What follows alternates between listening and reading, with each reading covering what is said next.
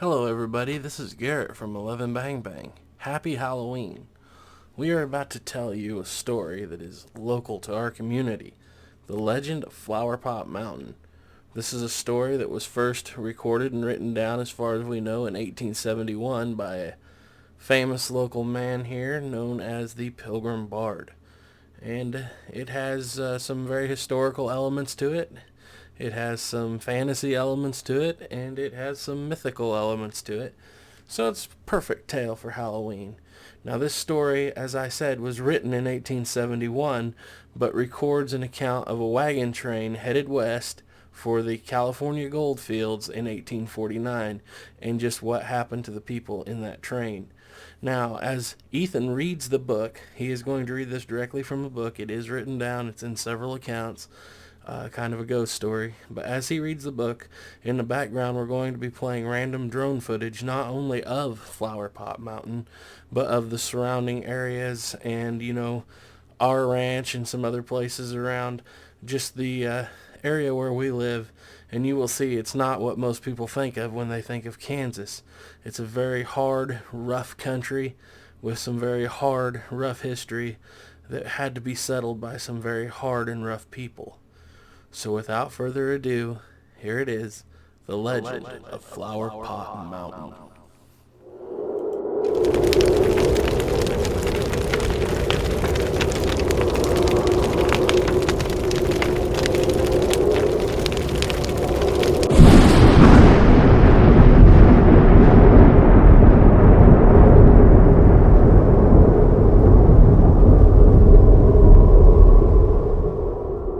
Bang, thought I'd just stop and do a little short about our little haunted hill we have here, kind of. I'm out here in the pasture. Let me flip you. Alright, right over there in the distance, as you can see, about 3 miles away, is what's known as Flower Pot Mountain. A lot of ghost stories about that. Wagon train came through here 1840s, and there was some, everyone was basically killed by the natives. And they found a diary years later in a special box that was underneath a tree on the side of that hill, documenting some torture and some very unpleasant things that would rival the Donner Party, basically, that happened right there at that hill. And anyway, that's our spooky haunted hill.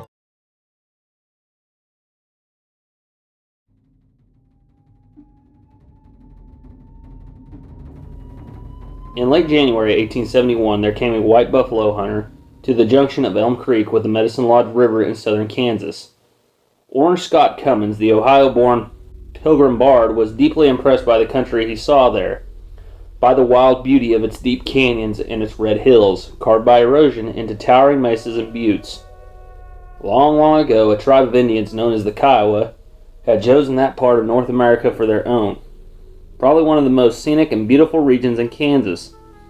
It was all that an Indian could want, for no other part of the state is so plentifully supplied with swift-running streams and sweet native grasses, or with such abundant natural shelters in the form of timber, hills, bluffs, and canyons. The beautiful river that flowed from the northwest to the southeast supplied many miles of living water.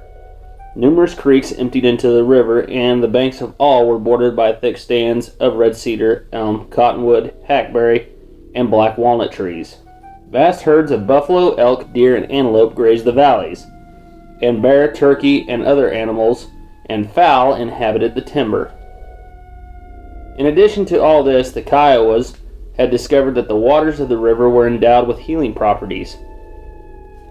And so they came yearly to the river, to a lovely spot in the angle made by the confluence of the river and the creek. Here they pitched their teepees, bathed in the river, and drank of its laxative mineral waters. In time, they also discovered the healing properties of many of the herbs and plants that grew on the banks of the streams. The better to use them, they built a great medicine lodge on the bank of the river, setting slender logs in a circle, bending the tops to the center and covering the whole with rushes and earth. There in the tight lodge they heated big rocks and placed their healing herbs on them. Then they poured on the water, thus filling the enclosure with clouds of aromatic steam. Bathed in the steam, the red people sweated and soaked away their ills. And who is to say that those early sauna baths were no less effective than those of our day? And so the years passed. The main stream came to be known as the Medicine River. The creek which joined it, due to the great groves of elms that lined its banks, was called Elm. Other streams drained the hills of the region, bore such descriptive names as Bear, Cedar, Antelope, Sandy, Spring, Turkey, Cottonwood, Elk, Hackberry, Bitter, and Big and Little Mule creeks. Whether or not the Sacred Medicine Lodge stood on the banks of the river when Coronado and his host passed that way in 1541 is not known. By 1806, when Zebulon Pike led his expedition west to determine the boundaries of the Louisiana Purchase, it may have been there. Other white men later visited that good land in the Medicine River Valley, and some of them dealt unkindly with the Indians, turning their early friendliness to hate and fury, so that by 1849 no paleskin was safe on the land of the Kiowa, or so the legend goes. The Pilgrim Bard listened to strange tales, told and retold them at wilderness campfires, and in time recorded some of them, including the tragic legend of Flower Pot Mountain. And even today, when one stands on the Barber County prairies and gazes across the miles toward the strange flat-top butte, the Flower Pot Mountain, is it so easy to believe that this story happened, and that it could have happened here. One morning, wrote the Bard, I left camp afoot and alone, unarmed except for a Spencer rifle and 2 Colt .44 caliber Dragoon pistols. I struck out in a westerly direction through canyons so covered with trees as almost to exclude the light of the noonday sun. I wandered along until I came in full sight of the Tabletop Mountain, which so impressed me that I resolved to visit it and explore its lofty summit. The mountain was so much further away than it looked, that it was well into the afternoon by the time I reached it, and climbed its rugged side. When at last I came to the top, and pushed through the dense thicket of trees that rimmed the mountain, I was surprised to see a huge buffalo grazing peacefully on the rich buffalo grass that covered the little plateau. I couldn't resist killing a buffalo in such a romantic place. So though I could not use so much meat, I laid him low with one shot from my Spencer rifle. Since it was too late to return to camp that day, I decided to skin the huge animal right there and cook some of his flesh for supper and spend the night on the mountain. I roasted choice bits of the meat over a bright fire of cedar logs, then spread the great hide beside the coals and lay down upon it. Lighting my pipe, I rested for a time, delighted in my strange situation. I had never believed in ghosts or that departed souls ever returned to earth again, so I felt no fear in this dark and lonely spot. After a while, wrapping my shaggy fur mantle about me, I fell asleep. It must have been near midnight when I was suddenly awakened by the most unearthly of cries. The entire summit of the mountain was radiant with a weird light, like a continuous glare of lightning. All was ghastly to look upon, and near the center of the plateau, I saw a scene that froze the blood in my veins.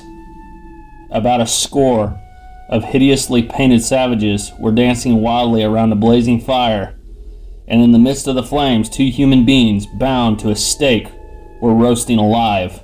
Even above the howling of the Indians, I could hear their despairing cries of the doomed victims. It was too awful to look upon, and I closed my eyes. Then stillness came over the mountain again, and I lay in the darkness wondering if it had all only been a feverish dream. But suddenly a hollow voice spoke at my side. "Stranger! Stranger," it said, "you are the first of my race to put foot on this mountain since my husband and I were burned alive at the stake. Rest here until the sun rises, then repair to the eastern edge of the mountain. There you will find a cedar tree with a dead limb pointed towards the north. Beneath it you will find a large flat stone. Lift it, and be governed by circumstances. What you have seen and heard tonight actually took place here many years ago. Farewell, I shall never again speak to you." All was quiet again, and I waited for the morning. Dawn came at last, and I went at once to search of the tree, with the dead limb pointing towards the north. It was there, just as the spirit voice had described it. but at first I could not find the stone. When I finally scratched into the earth at the base of the tree, I found it, a piece of gypsum covered with dust. In all my life, I had never felt such a strange sensation as the one that came over me as I stood under the ancient cedar, looking down at the piece of gyp and wondering what mystery it covered. When I lifted it, I found a small tin box neatly fitted into an earthen hole. I removed the box and slowly opened the lid. A faint musty smell arose from it. I first took from the box an ear of Indian corn, and then a handful of wheat, all as fresh as when they were plucked from the stalks, a marriage certificate, and rolls of paper yellow with age.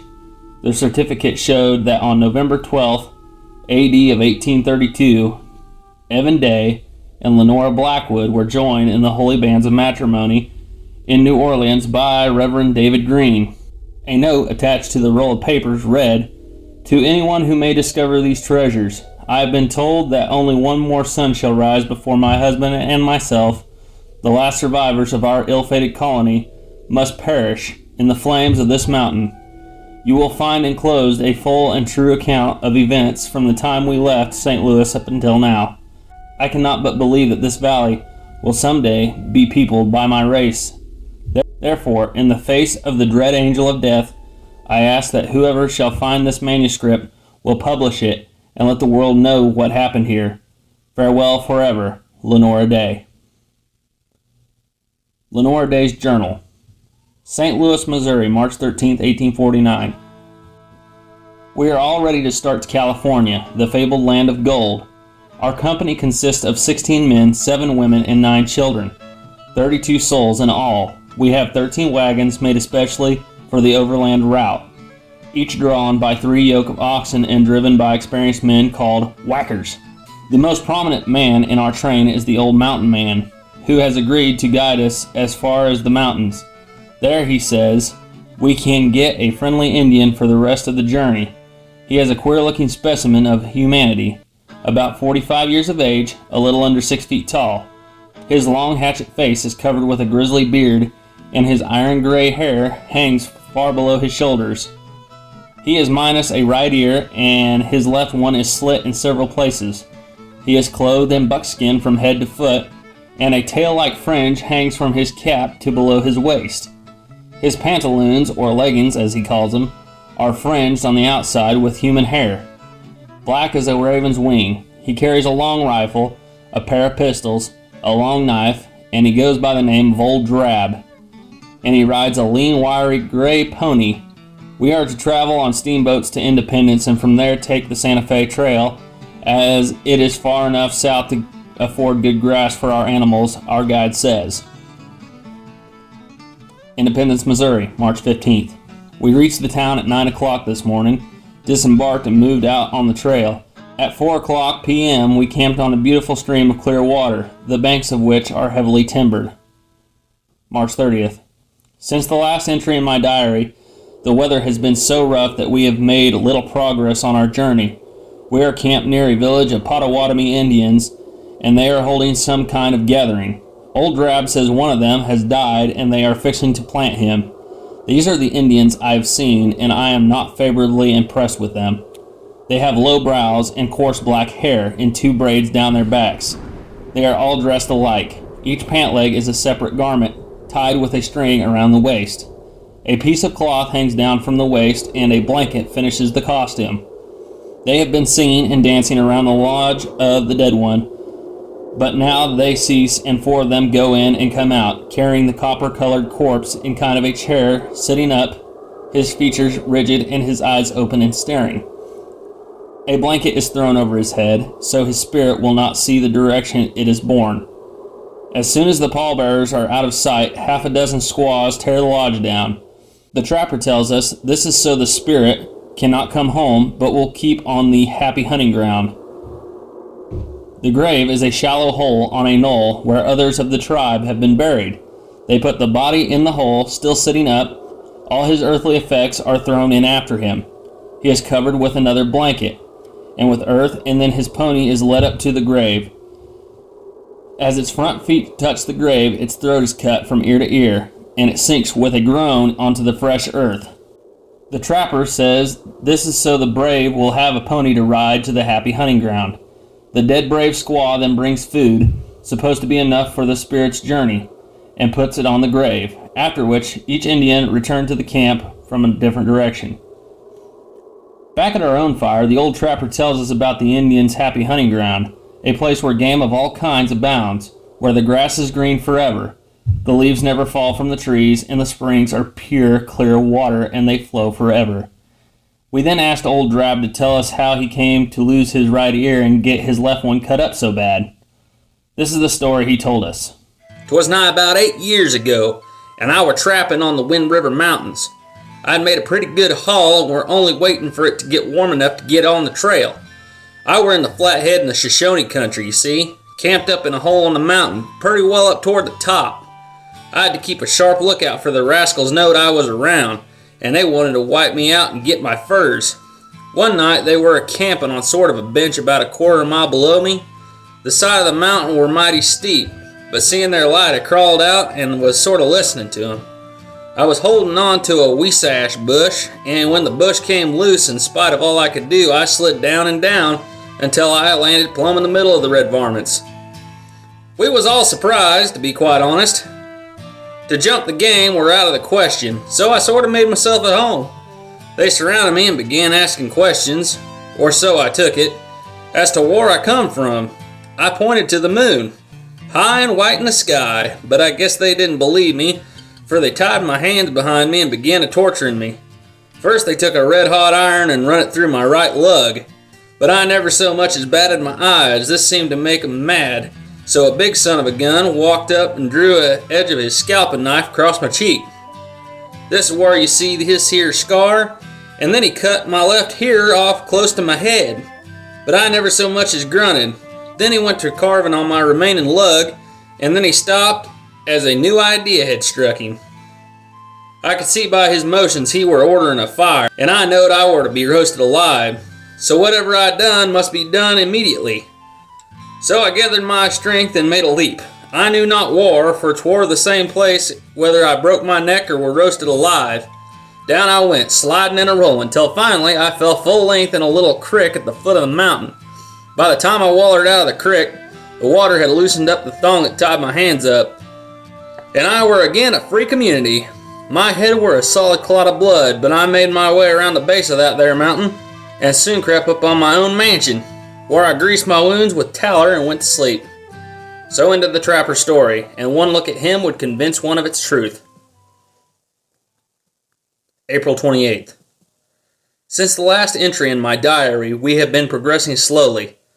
The weather has fared up, and the grass is quite green. Game is abundant, and we are having a splendid time. We passed through several villages, but all the red people seem friendly. Tonight we are camped on the big Arkansas River, near the point where the Great Bend throws the stream farthest to the north. Though at low water now, it is from 1/4 to 3/4 of a mile wide, but for quicksand is everywhere else fordable. Unlike most of the streams we have crossed, its banks are entirely destitute of timber, and for fuel we must burn what is called buffalo chips. The old trapper tells us the river is rising a little, and that we must cross it in the morning, for the snow in the mountains is melted now, and it could get very high. He says that he has seen the entire valley submerged. He has already crossed several times, looking out the best way to take the wagons over. April 29th. The sun rose clear this morning, but was soon obscured by a dark, ominous-looking cloud which old Drab, being superstitious, considers a bad omen. The river had risen nearly 2 feet during the night, but he says that we must cross or else lay up no telling how long.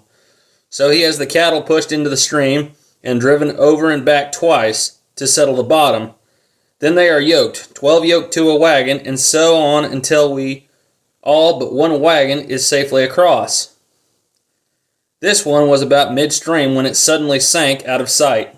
The old trapper, who had crossed every trip, was riding alongside the wagon, and in some mysterious manner was caught and taken down beneath the water and sand, never to rise again.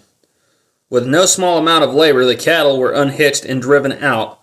By then it was dark, so our wearied, despondent little band encamped on a knoll on the second bottom. The river is still rising, and we wish ourselves back on the other side with our trusty guide alive. We were all still sitting around the campfire, studying over our events of the tragic day, when we were startled by the sudden appearance in our midst of a strange-looking man. We did not see him until he stood amongst us, with uplifted hands and eyes invoking the keeper of the host to rest his blessings upon our little band. His weird, unearthly appearance, together with his earnest manner in which he spoke, caused us to wonder what manner of man he was. He wore a long black robe with heavy binding of bright red and a large red Roman cross on his back. His head was uncovered, and long hair and a beard were white with the frost of many winters. After his benediction, he shook hands with us all, and then said, "Pale-faced brothers and sisters, I was warned in a dream 3 nights since of your perilous situation, and have made my way hither in order to help you. If it is in my power to pass in safely from this tangled net into which you have fallen. The red savages know you are in their country, and have known it for several days. Your guide was a traitor of the basest kind, and you have been on the wrong trail ever since you started your journey. It was his intention to deliver you into the hands of the Indians, as he has done to so many others, but the Lord has dealt with him, as he richly deserves, and his black soul has gone on to its reward. Brothers, it would take too long to tell you my story, and moreover, I would not be seen in your camp at any time unless at the last moment. I am the mighty medicine man of 3 tribes, known among them as White Spirit of the Whirlwind, and I come to save you from torture, but I must be careful, else I too shall die a horrible death. Every full moon I go up on the summit of the Flower Mountain to learn the wishes of the Great Spirit for his people. The mountain is sacred, and not one of them dares ascend it, except at my bidding. Even now I am supposed to be on the mountain in a trance. You cannot go back because of the river, so you must follow my directions, and with the help of the Lord I will strive to bring you through the perils that surround you. If the Indians discover you, never appear uneasy. Now take heed, I will leave you as I came, yet I will always be nearer than you might think.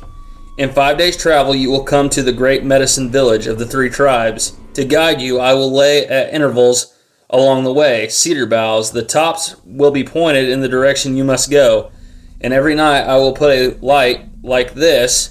Here he drew a phial from his pouch and poured a few drops of fluid on a stick, which on being lighted sent forth a bright red blaze, "on the highest point near your camp. If you have gone to the right or the left, the light will always appear on the side you must bear to. And now, farewell." In a moment he had vanished into the night. Before we sought our couches, we agreed with heavy hearts that on the morrow we could do no better than to follow the directions given to us by the stranger. May 7th. After a toilsome journey over a waste of prairie, we are at last encamped on the west side of a river much smaller than the Arkansas. There are beautiful groves along its banks, and all the ravines are lined with trees in the glory of full leaf. Elm, cottonwood, walnut, and now and then a cedar. It is called by the Indians the River of Lodges, or the White Medicine River. The surrounding country is rough, almost mountainous, and the streams are swift and clear. The soil looks like the dust of our burned bricks at home, and to me it seems to be a fabled land of enchantment, where we might well expect to find the fountain of youth. In all my life, I have never beheld a lovelier picture than the one presented to our desert-worn eyes.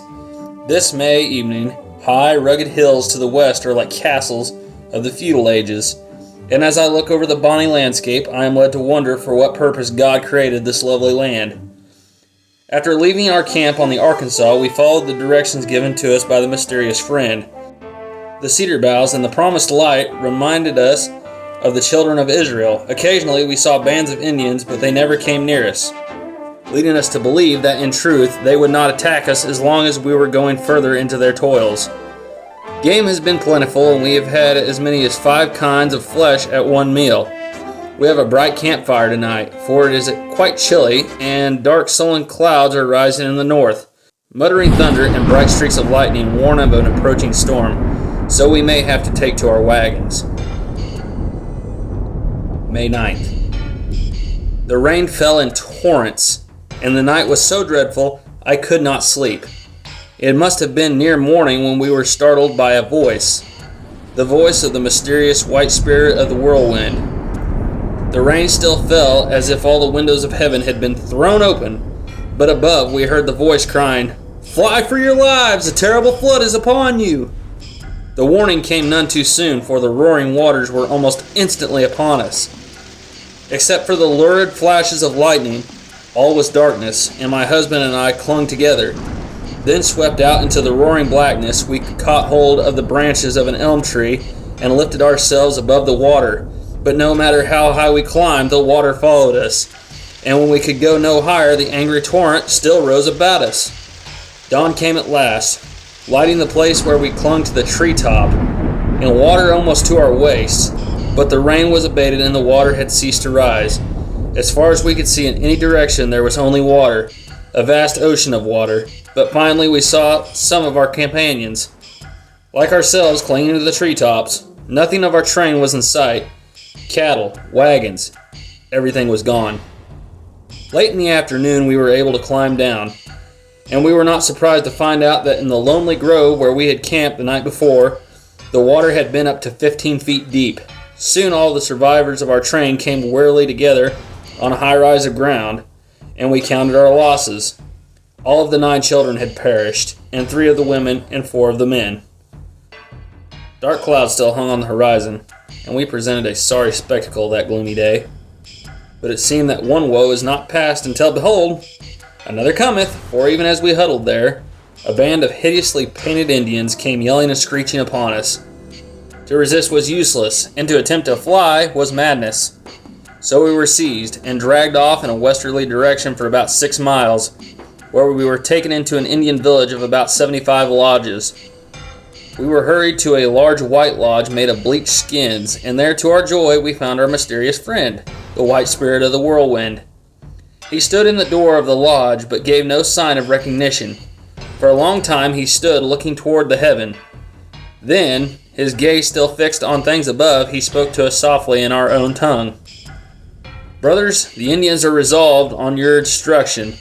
They think the Great Spirit is angry because they have not already destroyed you. And that is why the great flood came. I have done all in my power to save you, but unless some unforeseen hand interposes, you will be burned alive. The braves have gone to prepare their votes for your life or death, and each will bring an arrow and drop it at my door. If the arrow points are red, you will die. If they are green, you will stay with the tribe, never again to leave it. But be of good cheer, the Lord may yet deliver you. Now be careful, you do not seem to recognize me, and again, farewell." Still the old man stood motionless, his gaze fixed on the rolling clouds that grew blacker and blacker. The wind had now lulled, until hardly a leaf moved on the trees, as if nature itself held its breath for what was about to happen next. The council ended, and the warriors came, filing past the door of the lodge, where each dropped an arrow with a crimson point. So now we were all to perish at the stake, and the knowledge made us envy those who had lately found their grave beneath the angry waters of the Medicine River. We were seized and bound to nearby trees, as many as 4 to a tree, and dry logs were piled high around us. Then we saw the fiendish executioner coming toward us with a lighted torch. But he never reached us, for like Abraham of old, his hand was stayed. This time by a terrific wind, striking suddenly and tearing its way through the village and trees and everything in its path. More than half the lodges were swept from the face of the earth, and the Indian with the blazing torch was caught up in the mad gale and dashed to pieces before our eyes. By the lightning flashes, we could see that the big white lodge still stood, and in its doorways the venerable white spirit of the whirlwind, still gazing into the threatening heavens, while prostrate on the ground, face down, lay the survivors of the village. Then without looking at us, the old man spoke again. "Brothers, you have been miraculously saved. The Indians think the Great Spirit is angry with them for planning to put you to death. They believe I stilled the hurricane, and that I am now talking to the Great Spirit. Now you will be released from the stake, and I shall threaten them with other plagues unless they obey me. You will be brought to my lodge, but do not appear to recognize me, and all will be well again." Whereupon they arose and cut the thongs that bound us. We were then taken to the White Lodge. where a comfortable fire was blazing and we were warmed and fed, after which buffalo robes were spread for us to lie down on. The old man told us that night that the Indians had decided we should stay in their country and that we would be safe as long as we didn't try to escape. He advised us to go in the morning to look for the bodies of our lost friends and for any of our wagons and possessions that might have survived the flood. At first light in the morning, we set out. Half a mile below our camping place, we began to see evidence of the awful catastrophe. The running gears of some of the wagons and the dead oxen still in their yokes, for we had seldom unyoked them until after midnight. 2 miles farther on up, came upon another yoke of cattle trapped on top of a high pile of driftwood, but still alive. We gladly untangled them and brought them down to the grass and water.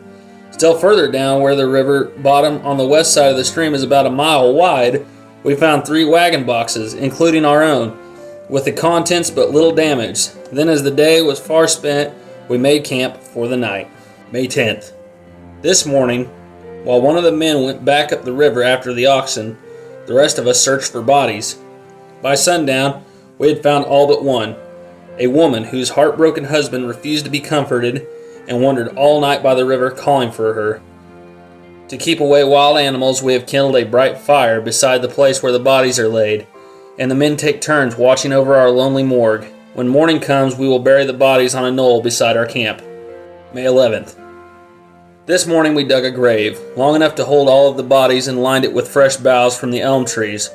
We covered them with more boughs and then with earth. After the burial, we went on searching for the missing woman, but though we closely scanned the riverbanks for many miles, we found no trace of her, nor of any more of our effects. May 12th. Today we started looking for a suitable place for a permanent camp. All nature seemed glad this lovely spring morning, and after breakfast, 3 of the men with rifles and ammunition we had recovered started off toward the west. The rest of us overhauled and counted what remained of our earthly possessions. We found that we had a good supply of powder, lead, and flints, some writing material, clothing, a box of assorted field and garden seeds, part of a set of carpenter's tools, flour, salt, a supply of lucifer matches, and many minor articles. Night brings no tidings of our men, but we do not worry, for they said that they might be gone up to 3 days.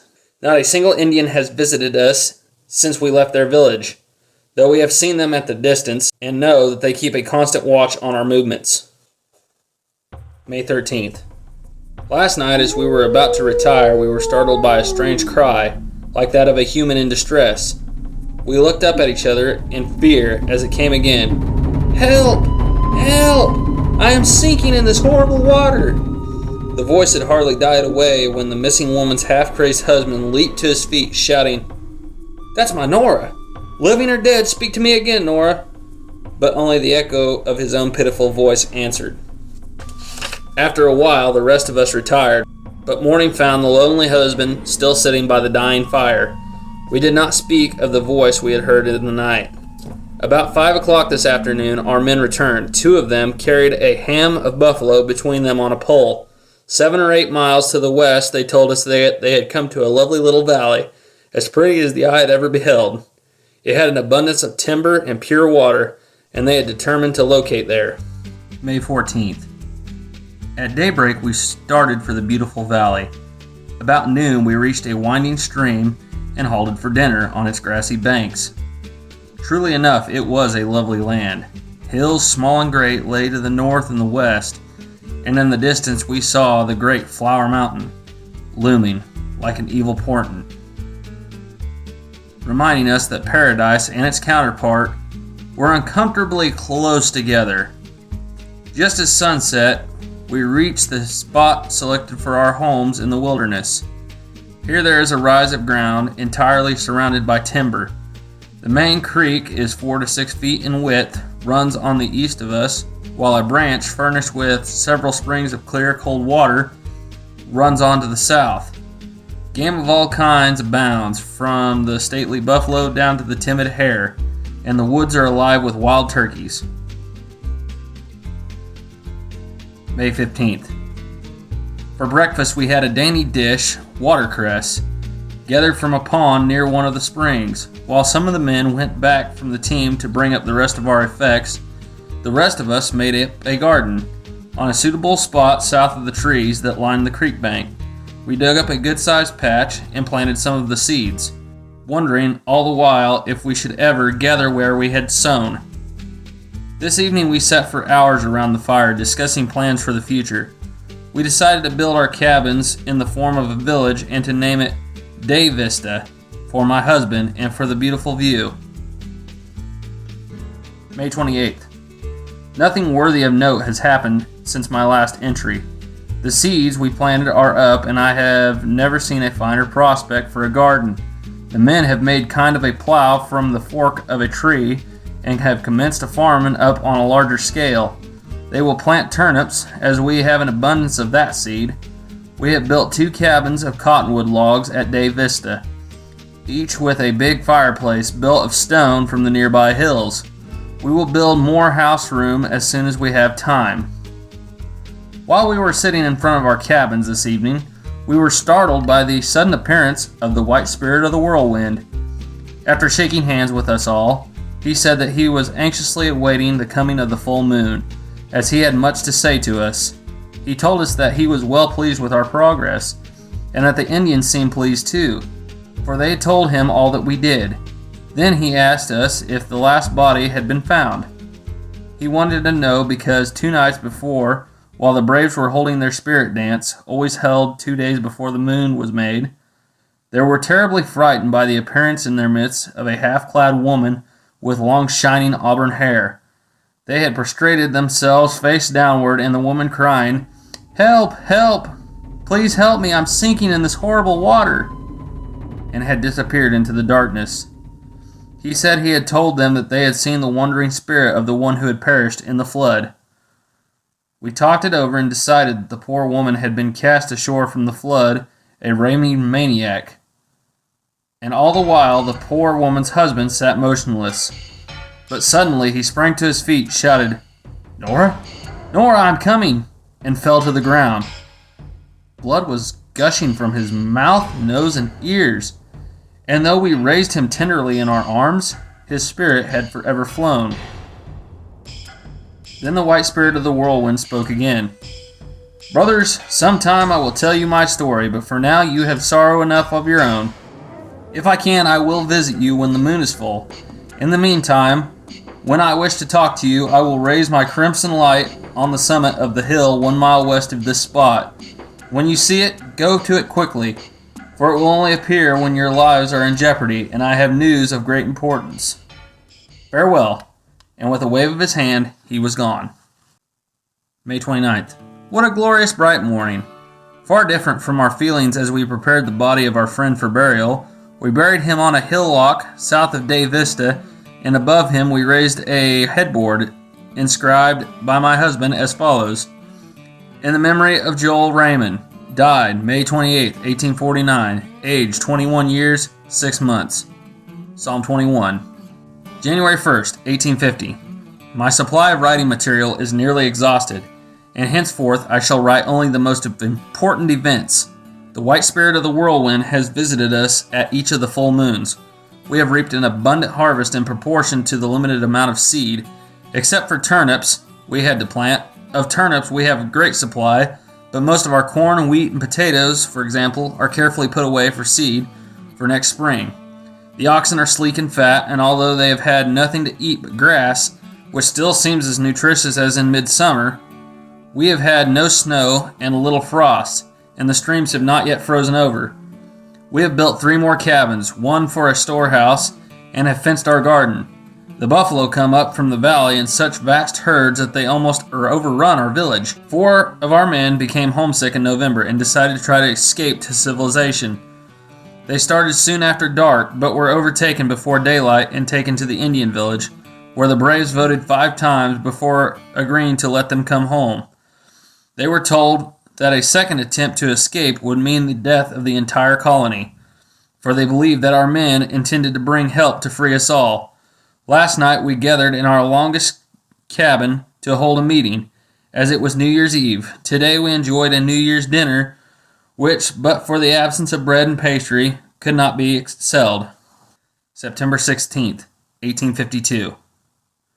With a heavy heart, I resume my diary. For almost 3 months, I have been ill, knowing little of what went on around me, and now I find that the death messenger has entered our fold and taken from us 5 men and a woman.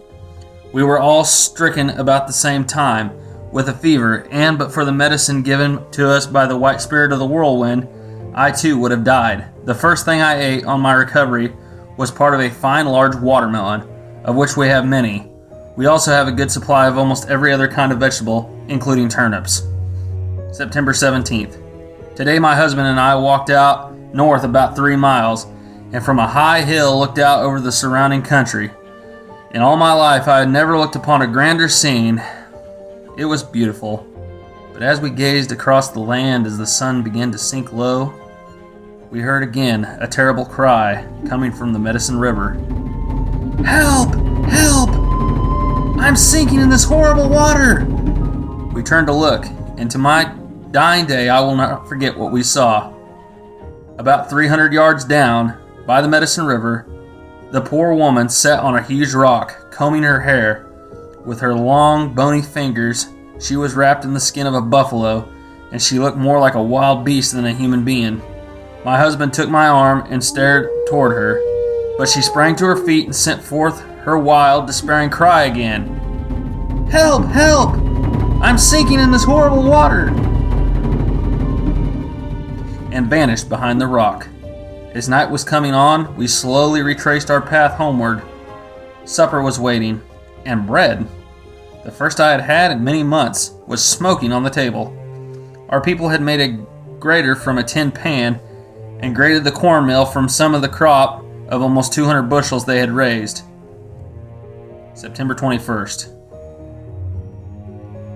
The night after our walk, I had dreamed that I was dead and in the land of perpetual sunshine, and there I talked with the departed members of our little colony. Strangest of all, I saw Nora Raymond. The wild maniac look was gone, and her angelic face was wreathed in smiles as she came with open arms to meet me. Then she told me she had been in the bright land ever since the night of the flood, but that her poor body had ever since the night of the flood been wandering the earth. Why, she did not know. When I awoke in the morning, the sun was shining in my face. All the people of our village were gathered around my bed. For more than an hour, my husband said that they had been trying to waken me, and they could not. They feared my spirit had flown. Come what may, my husband said then he would visit the white spirit of the whirlwind to get help for me. With 2 of our men, all unarmed, he set out, carrying a flag made of bleached fawn skin. Each man also carried a melon as large as he could handle. On his melon my husband had scratched, "Wife sick again. Give me more medicine." When they reached the village, they were taken at once to the White Lodge, where they laid their presents down. The old man told the Indians their white friends had come in peace, bearing gifts that were good to eat. Then he cut the melons in 8 pieces to show his people it would not make them dead, after which they all ate greedily, until not a mouthful was left. While they were eating, the medicine man went into the lodge and came back with a curiously fashioned purse, which he gave to my husband as a present in return for the melons. Inside the purse were several packets of whitish powder, with directions written on each. By bedtime, I was so much strengthened that I could walk without assistance. September 23rd. Last night we sat in front of the cabins on Main Street, talking about the work of the day. The moon had risen, but had given little light as a kind of fog overspread the valley. It was beginning to get really thick. We were about to retire when suddenly we saw a red gleam on the hill to the west. We knew it at once, for our friend's signal, and my husband and 2 others ran at once to the hill. When they were near to the light, it went out, and they heard these words: "Brothers, I fear your time has come. The Indians have just returned from an unsuccessful attack on an immigrant train on the main trail beyond the Arkansas River. 2 of their chiefs and many of their best warriors were killed, and now they are holding a fearful mourning dance, wailing and slashing at their own persons to appease the wrath of the Great Spirit. They believe that this has happened because they let you remain here in the Medicine Valley, so now they have decided to burn you at the stake on the mountain of the sacrifice. They have commanded me to have all you in readiness by the time the moon is straight over the mountain, which will be by the time I return.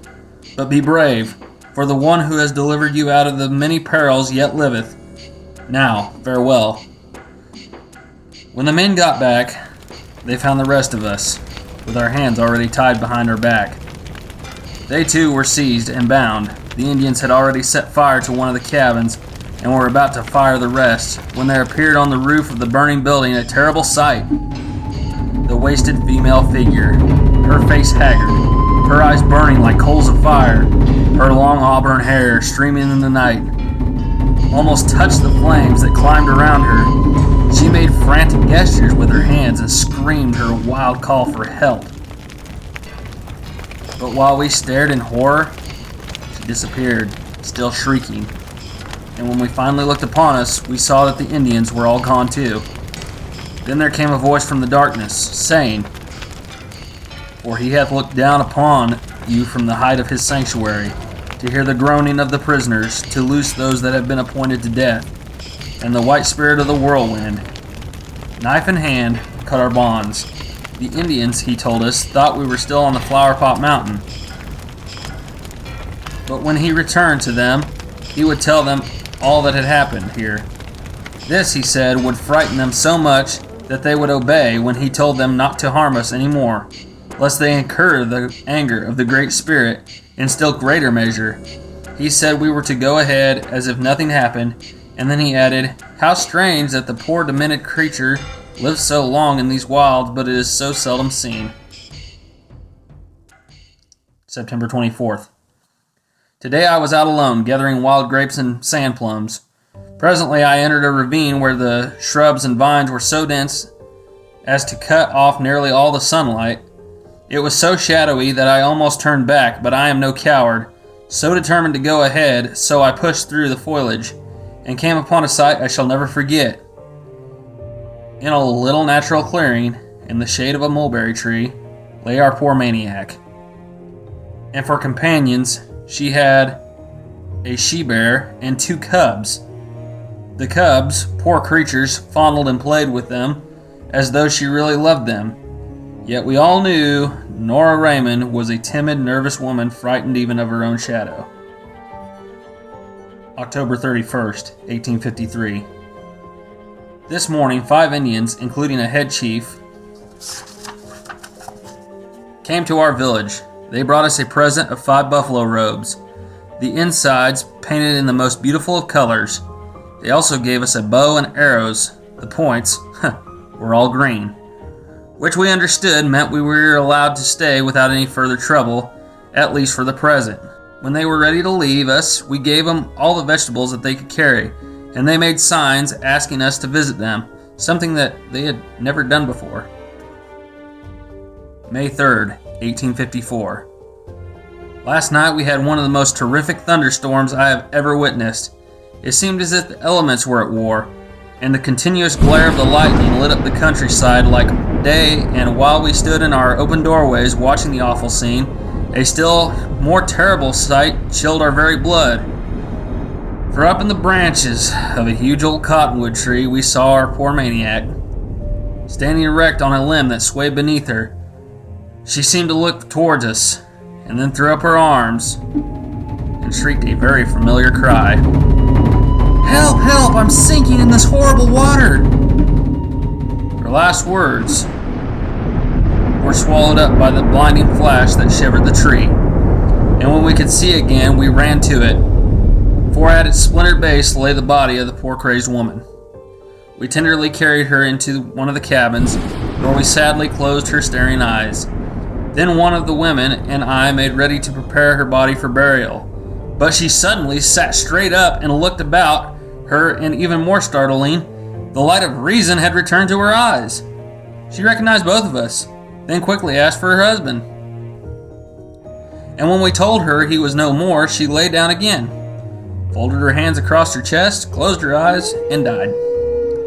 This morning we buried her beside her husband. On a simple headboard we carved the words, "Nora Raymond, lost in the flood May 7th, 1849.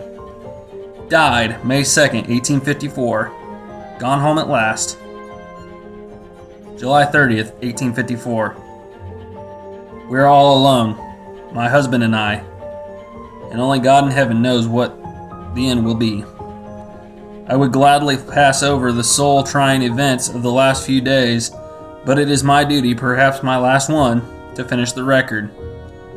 On the night of the 26th, all of our little colony, except my husband and myself, started for the settlements. Knowing it would end in disaster, we refused to go. They took the wagon and enough provisions for the journey. They were scarcely started before the Indians were upon them. The white spirit of the whirlwind was with them, and they instantly killed him. The rest were taken to the village, and last night we could plainly see the light of the fires that were burning them alive on top of the Flower Mountain.